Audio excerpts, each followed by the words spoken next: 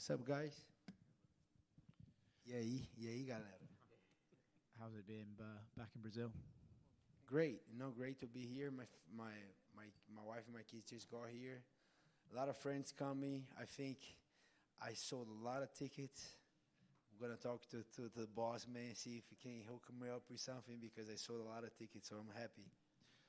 Are you I'm sure you're very happy to be fighting on this event, but you're a little bit frustrated that you're fighting someone ranked number 12 instead of one of these bigger names? I was frustrated because after the Hamza fight, I went to the office. I had a great meeting with Dana Hunter, and they said they're gonna give me a big fight, and we kind of got on the same page. The name was Masvidal. Fight was offered to November, then December. Whenever it was passing, I wasn't getting a fight, and then I saw they schedule a card in Brazil. I said, okay, I'm back in Brazil. You guys want me there? They say yes, so we got the fight in here. And I was just waiting for the opponent. They tried Masvidal. I don't know what happened. And then they tried Bilal Muhammad too, but that they didn't accept. So I was so happy because I was watching that event, and Neil Magny called me out. And then I just call Ali a text day and I say, hey, if everyone says no, I'm fighting this guy, I don't care. He got to a point that just give me someone, and I'm happy that there's Neil Magny. He stepped up, so I like that. And he's a tricky guy, right? He could be someone that you could easily sort of overlook thinking about those bigger names, and then he could cost you. Yeah, no, I'm not overlooking him for sure. And it's being hard to keep my focus on it because everybody, hey, what's next? I say, there's no next. I can say next is Kobe, next is this guy, next. But if I lose to Neil Magny, then I'm, 4 steps behind. So I'm focused on this guy. This guy is long, 6'3", foot tall, good range, experience for a lot of guys. I think I kind of expecting that he's going to try to throw a lot of knees, try to stay on the outside. If I rush to come me, I think he's going to try to kind of clinch a little bit. Very smart. I'm not overlooking this guy. I'm not passing Neil Magny for sure. I think he's very tough. I give him all the credit. I think I'm thankful that he stepped up and he's here in Brazil, but I'm ready for a war if I have to go to. I know you said you don't want to talk about what's next, but I do know that Masvidal said he wanted to fight you in London, right, in March. Is that even a possibility for you to turn around and fight again that quickly, or do you think that fight's kind of just gone for now? I don't know. Yeah, I'll fight if everything goes good. I pass by Neil Magny and they offer me, you want to turn around, I will. It's no question that if they offer me a fight, for sure I'll take it. But I think it depends because, like you said, I'm fighting the guys behind me. So, and then let's say if I beat both of these guys, I still think I still gotta pass Kobe. I still gotta pass these guys. So then I gotta do one more fight. We gotta see what makes more sense. But if everything goes my way, I'm trying to look forward. Is your division one of the most frustrating, right? Because you get the same names that never seem to move or fight each other, and it's just tricky, right? It never moved, and I got frustrated with that too. I'm over already. Like I said, I'm focused on Neil Magny, but how the heck Bilal Muhammad beats Sean Brady? I have nothing to do with that. He passed me on the ranks. I got it. Okay, he got a couple wins, but he never beat me. Why he took my place? And he declined the fight when they offered him to fight. So we fight each other here. We all know. Why no? Because he got my place, but I think he's still number 5. He will say yes. So that's one thing that I don't like it. He's out of my control, but that was a little frustrating. Man, how the fuck this guy passed me on the ranks? He never beat me, and he don't want to fight me, so why? Yeah. I know that it was a rematch you wanted for ages. Did you hear that Hamzat's moved up to middleweight? Yeah, that's what I heard. I don't know if it's true, but it's funny because anything the guy posts, if he posts taking a shit, everyone gonna repost, everyone gonna share that. And then he was huge. He's already big. If you guys don't remember, last time he missed the weight, and he was already big. Now he's looking bigger. I think that he's going to middleweight next. That's what I think. I kind of heard. I don't know if it's true, but if you ask me what I think he's a middleweight next fight. Is that still a rematch you want? Would you even consider going up to middleweight just to fight him again, or would you think like once he's up there, he's gone? For sure, I'll fight this guy back. We're not done. Any time that I got a chance, we're gonna fight again for sure. It can be on his condition. Okay, I cannot make 170 right now. Let's say he said that. Fuck it. Okay, we meet in the middle, 178, 180, and for sure I'll make that fight back. So all the losses that I have is on the UFC. 2 guys are out of the UFC. My 2 losses, Rashid Magomedov and Pereira, Michel, I forgot the guy's name, Tractor. So he's out of the UFC already. So the other 3 losses were Dan Hooker. He's a lightweight. I'm done. Good guy, doing his thing. I'm not chasing that. But the other 2, yeah, I'm looking forward. There's Kamaru Usman and Hamza Chimaev. I don't know if I'll be able to do both back, but yeah, if I could, yeah, I would do both back. Who do you think wins, Kamaru or Leon? That's a tricky one because who I want to win, I want Kamaru to win. Who do I think is gonna win? I don't know. I've been talking to the coach with the guys. They say, "Oh, Kamaru for sure," but I think that I said that before a couple of times. The altitude mess with Leon, I think, because he looked great on the first round, and then he kind of is lowered down in the second round. I think that was because of the altitude. I might be wrong. And then the way I see his coach did a wonderful job, the 4th to the last round. The way I see is the train was getting out of the trail, and he was kind of losing the fight, and that's an amazing job that I like to see from the coach. Then they put this guy back on trail, and the guy was able to capitalize a beautiful knockout, due to a lot of struggle. And then he even said, "Oh, I didn't look good. I don't know what happened." I think that happened, the altitude. But now, going to London, now, and he have a lot of mental things that happens that people don't realize. Kamaru was the last guy walking, dancing, taking his time. Guy was waiting for him. Now it's the opposite. Now he's in London, a hostile territory. Kamaru's going to walk first. He's going to be in the octagon waiting for Leon. So I think it's going to be a close fight, but if I got to pick one, I think because of those little things, I think Leon gets the win. I want Kamaru, but I think Leon gets the win. Good analysis. Thank you. Thank you. Certainly in the past, it seems some opponents seem to underestimate Neil Magny. You definitely don't sound like one of these people. Where would you rate his overall toughness and his takedown defense? I think he's very tough. I think just the mentality that he has to step up, to call out Hamza, to get a fight against Shavkat, to call me out, that says a lot about the guy. 20 wins on the UFC welterweight division. I think he's very, very tough. Now, technically, takedown defense used to be one of his weaknesses, but for sure, we all know he's getting better. I do believe he's getting better on it. He's putting a lot of work because that's one of my strengths, and I think he's been working on it. It's going to be very hard for me to give you a no, but I think that was his weakness. I don't think it is anymore. I think he's getting very dangerous, very long. He started using his knees a lot, change stance, use a lot of tips, great on the clinch. I'm ready for a war if I have to go there, you know. And he gave you a lot of credit for your striking and where your striking game has came. Is that where you feel you've had the biggest improvement in your MMA game in years recent? Yeah, the last years yet, but this last year after the fight, I put a lot of focus on my wrestling, on my transition. You know, not just striking, but striking to a takedown, and that's where my goal. Yeah, but yeah, for years I put a lot of emphasis on my striking, but now. Not just striking, you know. I think my strength is my grappling. So, but in order to do my grappling, I gotta get better on my wrestling. I need to get better on my wrestling, my striking through wrestling. So all those transitions, that is a thing that I'm putting a lot of energy right now. So what are your keys to the victory for this fight? What needs to happen to make sure you get your arm raised on Saturday? I need to pull him out. I think I gotta knock him out or submit him. Otherwise, he's gonna stay there 3 rounds. You know, I think the key. I think he get good gas tank, good volume, but I think I get the heavy hands and I get the heavy grappling. So if I mix that good, and if I'm present in there, because it's going to be a lot of pressure, I know. And but if I'm 100% present in there Saturday night, I'm finishing Neil Magny.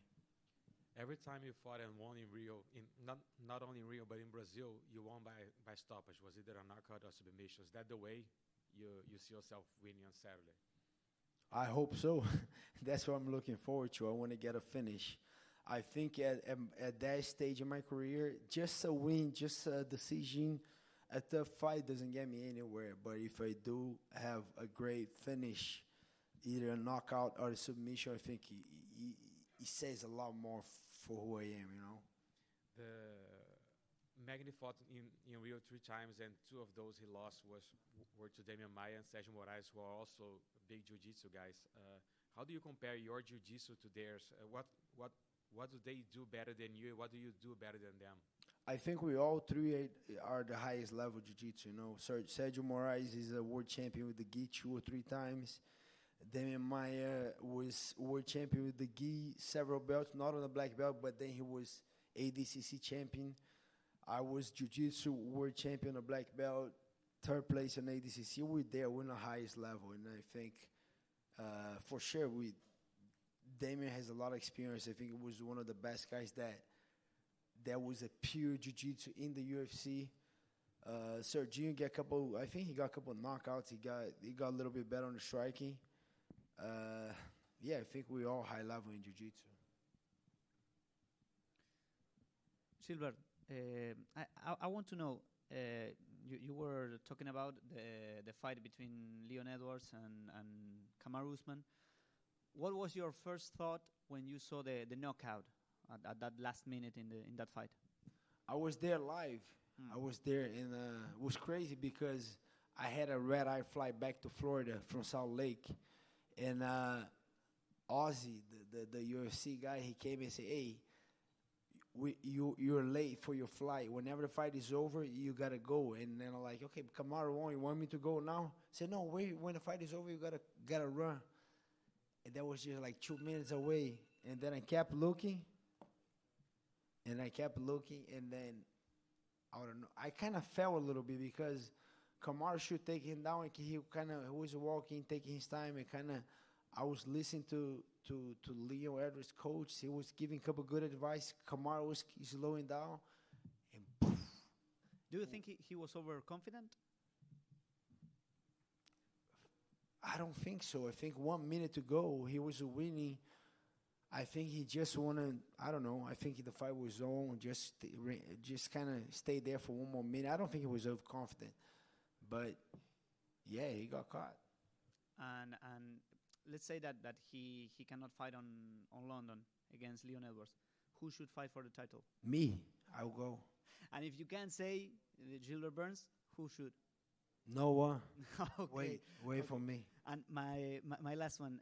You are one of the 3 athletes that are back again in Brazil. You were here in 2020 on the last event, and you are back now. What did you miss the most of fighting in Brazil? I miss my parents at my fights. You know, like since the jiu-jitsu, they always there for me. They always support 100%. And the visa was declined twice. I'm going after that council, but now they're here. You know, they're gonna be at the fights. It's gonna be I think that for sure. I miss the crowd, my friends, a lot of friends from jiu-jitsu, friends from high school, from my neighborhood. Like I said, I helped to sold a lot of tickets, so I think the crowd's gonna be insane. I miss the crowd insane, but number one was my parents in there. That's what I miss the most. Thank you very much. Hola, Gilbert. How you doing? Good. Looking great, by the way. Thank I love you. the drip. I love the clothing. I love the hair. You're oozing confidence, man, and Yes. that comes straight after one of the biggest fights of the year. I wanted to know about your personal energy coming into this year. Yeah, always the best energy. I have a great energy and confident. You know, last year was only one fight. Okay, it was a great fight, but I still lost that fight. But this year, I'm hoping to having a busy year. 3, maybe 4 fights, I don't care. I want to earn that title shot. It depends on who I'm fighting, but maybe 2 or 3 fights I can earn that. But yeah, I'm full of energy, and I want a busy 2023 with a lot of energy. Absolutely. I love the energy, by the way, like I said before. There's this guy named Claudio Puelles, right? He's my guy. Yeah, my guy too. And he was asking me, well, you got to ask Gilbert, if he wins on Saturday, is he finally going to call out Tate? Yes. No, I'm going to beat up Tate maybe Friday when I see him, because he's a nice guy, but everyone that works here, they know he has a big mouth. He don't stop. Like, sometimes you got to get his Mac. That's why. But Tate's a nice guy. Not Bass, because like a lot of great guys do the hands here, but he's my favorite one to wrap my hands. He's my neighbor. He lives very close to my house. But yeah, sometimes he's annoying. He got to get his Mac. That's all. Well, you're excited about your fight, of course, but who else on the card are you excited to see compete? Couple fights. Number one guy that I'm super excited is Gregory Rodriguez. I think that guy is the future on the middleweight division. Like I said, I had a couple of losses, I had a couple of wars, but I never had a headache for 1 or 2 days. This guy gave me a headache on the beginning of my camp. We spar very hard, and I was just like, man, having a freaking headache, freaking Gregory. And then I'm not gonna spar with you no more with the big gloves, just small gloves, because then he chews. But I think he's the future of the middleweight division. I think he's gonna do great. I do believe, not just because of my teammate, I think the lifestyle that he has, family guy, Christian, relaxed, trains super hard. His mind is on the right place. I think Gregory is gonna be a monster on that division. Another guy, Malhadinho too, Joilton Almeida. I think the guy is the future. I think a high potential to become a champion. Who else? Figueiredo and Moreno. But by the way, we're done, right? Quadrilogy, not anymore. That's the only one. We don't need that anymore. And Glover, for sure. I love Jamal Hill. Like I said, I love Moreno and Jamal Hill. Both great guys, but Brazil. So for sure, I'm looking forward to Glover fight, Figueiredo, Gregory, and Malhadinho Almeida. That's the fights that I'm looking forward to. Thank you for your time, Gilbert. Best of luck. You're welcome. Thank you.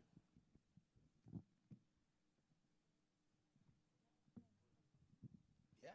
Thank you, guys. Glover, perdão, vou começar a sessão em português aqui. O Durinho. Gilbert Durinho,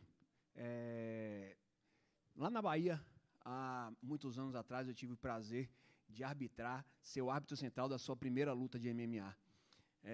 A minha pergunta é o seguinte: aquele jovem Gilbert Durinho imaginaria onde a estrela que você virou hoje do maior evento do mundo?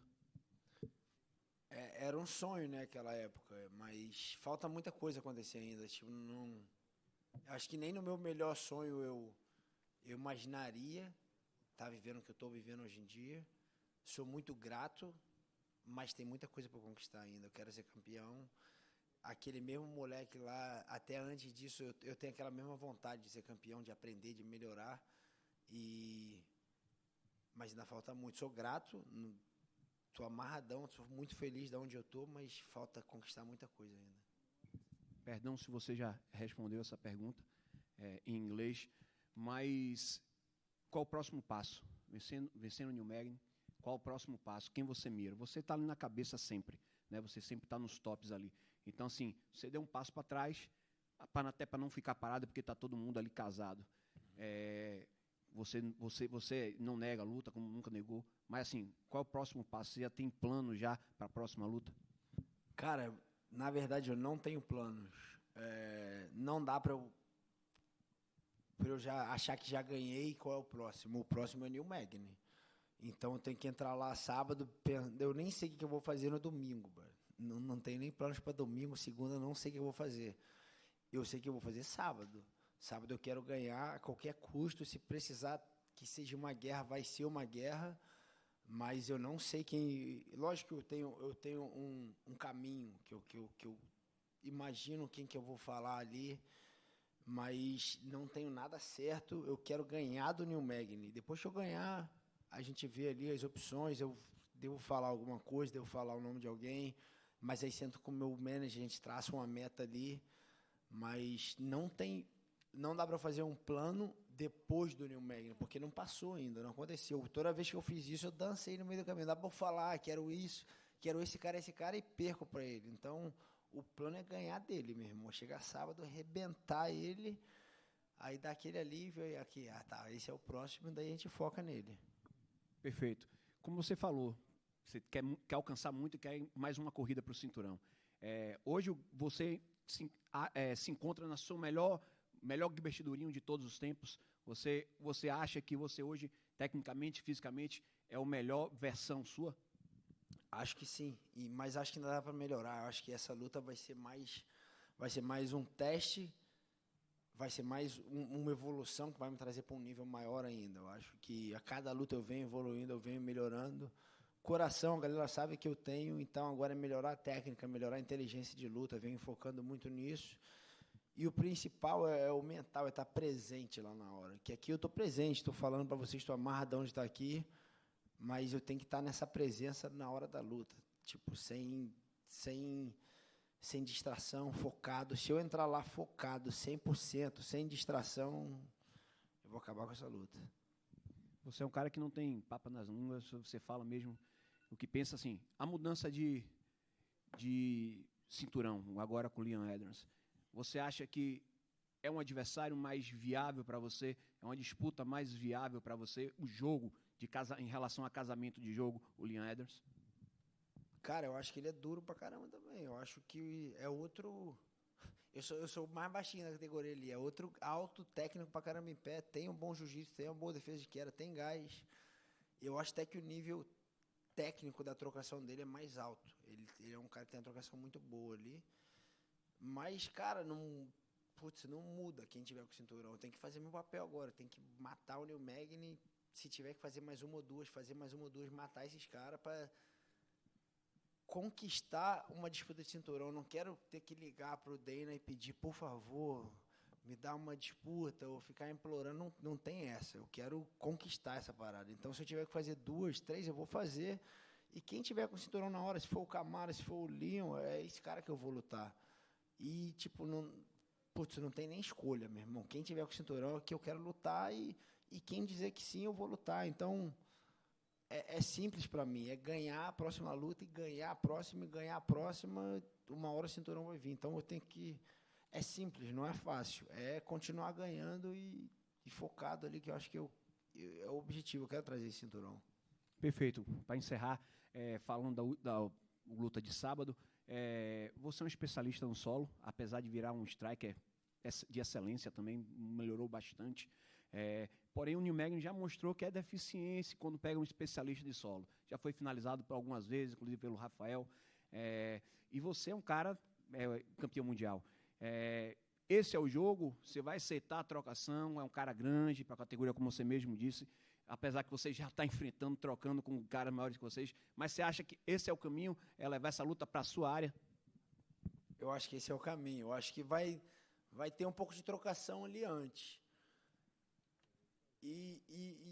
Cara, se eu ficar muito confortável, se eu ver que está muito tranquilo na trocação, eu posso até ficar lá um pouquinho, mas se eu ver que, meu irmão, o que eu acho, que eu vou ver ele levantando o joelho, se mexendo pra caramba ali, tá longe, tá difícil de achar, tá catimbento, vai ter jiu-jitsu pra caramba. Então depende muito do grau de dificuldade. Se eu ver que dá pra acertar uma mão, eu vou esperar ali pra tentar acertar uma mão pesada nele ali, limpa, que acho que eu também tenho chance de terminar com a luta, achando a mão limpa ali. Mas se eu ver que tá difícil, tá chato, que eu espero ele chato assim, não deixando eu achar a distância, chutando, levantando o joelho, movimentando muito, se eu ver que tá chato, meu irmão, vai ser jiu-jitsu. Não tem nem... Não vou nem pensar muito. Perfeito, obrigado. Durinho, valeu. Aqui só pra... você falou sobre a questão do foco, né? De não perder o foco. E no início você citou a questão dos ingressos, que vai ter um público ali para torcer para você. Como realmente deixar essa questão emocional ali dos amigos, familiares que estarão torcendo para você de lado quando a grade ali do octógono se fechar? Então, primeiro estou fazendo um trabalho psicológico muito forte. Minha psicóloga vai estar aí, primeiro evento que ela vai vir, Luciana Castelo Branco, a gente faz um trabalho de psicologia esportiva muito forte, tá me ajudando bastante, estou evoluindo muito nisso. E, cara, o que eu vejo, a linha que eu estou levando eu sou privilegiado de ter o UFC na minha cidade. Eu sou de Niterói, mas é aqui do lado, então é minha cidade, estou em casa. Tipo, eu fico pensando, tipo, o Davidson Figueiredo, que é lá do Belém, vai ser difícil o UFC ir para a cidade dele. O Glover, lá de Sobralha, vai ser difícil o UFC ir para lá. E para Manaus, para outras cidades, assim, vai ser difícil. E eu tenho o privilégio de estar lutando em casa, de ter meus pais, familiares, amigos. Então, eu vejo isso como um privilégio. Então, já está dando certo, sabe? Já está positivo, já está dando certo. Já vou estar em casa, tô num card irado. Então, tô amarradão, tipo, tô feliz de estar lutando em casa. Tô feliz que eles vão estar lá torcendo a mim, que eu tenho esse privilégio. Então, eu vejo por esse lado, eu não vejo de um lado, caraca, vai estar todo mundo lá. Não, pelo contrário, que maneiro que vai estar todo mundo lá, mas não muda. Eu tenho que entrar lá focado para acabar com a luta. Não muda. Se eles estão lá, se eles não estão, já lutei no Apex lá vazio, já lutei em Brasília vazio, já lutei, a minha última luta foi em Jacksonville lá contra o Shimaev, estava lotado, não dava para ouvir nada, uma loucura. Dei meu máximo, então é isso. Chega lá sabadão, como eu falei, eu estando presente, eu estando focado, meu irmão, difícil de qualquer um da categoria me ganhar. Valeu. Durinho, cara, eu nunca te vi assim como o cara disse, realmente você está reluzente, está iluminado. Queria que você descrevesse esse teu novo visual, com as joias, com o macaquinho e a cabeleira. Cara, foi natural o que aconteceu. Na verdade, meus 2 filhos, eles estão aqui, chegaram hoje. Eles deixaram o cabelo crescer e eu achei que tá maneiro pra caraca o cabelo deles. E eu cheguei pro Josh e falei, pô, Josh, você não vai cortar o cabelo não, né? Seu cabelo tá irado. Aí ele falou, e você, vai cortar o seu? Aí eu falei, por que você não quer que eu corte não? Ele, se você cortar, eu vou cortar. Eu falei, pô, mas não quero que você corte não. Ele, então não corta o seu. Eu falei, então tá bom, então não vou cortar. E foi natural, foi ficando o cabelo. E essa roupa aqui é da Ruka, cara. Os caras me patrocinam e tinha um macacão lá. Eu falei, pô, maneiro esse macacão. Aí ele quer tem que ir pra mídia, pra conferência com ele. Eu falei, então me dá que eu vou, então. Então foram coisas naturais aí. E tô me sentindo bem, cara. Tô em casa. Eu acho que tipo, tem que estar em paz, tem que estar feliz. Se eu estiver feliz, eu vou lutar bem. Então, é isso. Tô feliz, estou em casa, a família está aqui, me sentindo bem. Estilinho novo aí, vamos ver se eu mantenho. Eu acho que eu vou manter, estou gostando também. E é isso, tipo, feliz, me sentindo bem para lutar bem. Yeah. Thank you, guys. Valeu, galera.